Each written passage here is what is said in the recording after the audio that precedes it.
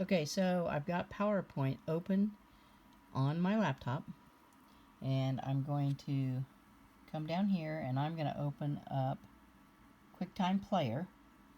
Okay, so I'm going to open up Quicktime Player, and yours is probably not going to be in your bar down there, so you'll have to go to your applications to open up your Quicktime Player. Now, when you open it up, it doesn't look like it's open, but up here in the corner it says Quicktime Player. Alright, so it is open. So then I'm going to come up here to File, and I'm going to hit New Screen Recording. Alright, when you do that, then you get a little box that looks like this. Alright, now, that little, if you click on right there, you click on that little arrow right there, click on it again, okay, you got to make sure you turn on the internal microphone from the laptop. Otherwise, it's not going to record any sound. And then now that I'm talking, you can see it's picking up sound right here. Okay, because you're seeing those little wavy things. I always have this sound volume down so that there's no feedback. Okay, now you're going to hit record. Okay. Now, what pops up in the middle of the screen is a message like this. It says, click to record the full screen, which you do not want to do. Drag to record part of the screen in recording by clicking the stop button. Okay, so the stop button is right there, and it's grayed out right now because you don't have access to it, but you will in a moment. Okay, now I'm going to click and drag around just the PowerPoint. Okay, and then I'm not recording yet because it still says start recording. All of this right here around the outside edge is gray.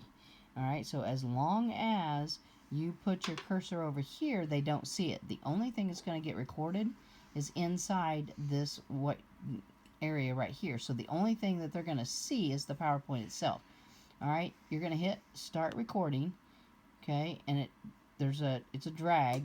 Alright, I don't start talking right away because up here, you hit that start recording, and if you remember, it was gray just a minute ago, now it's black.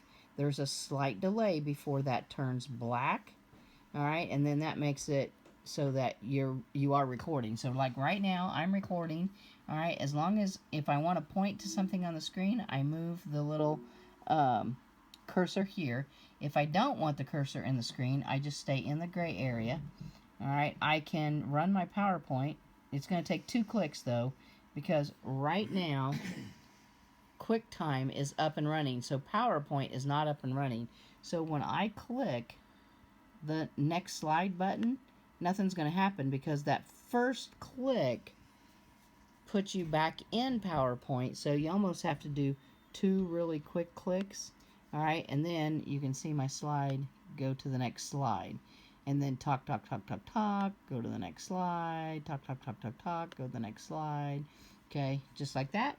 And then now, if I come up here to across the top, I've lost the stop button because PowerPoint is what is still active.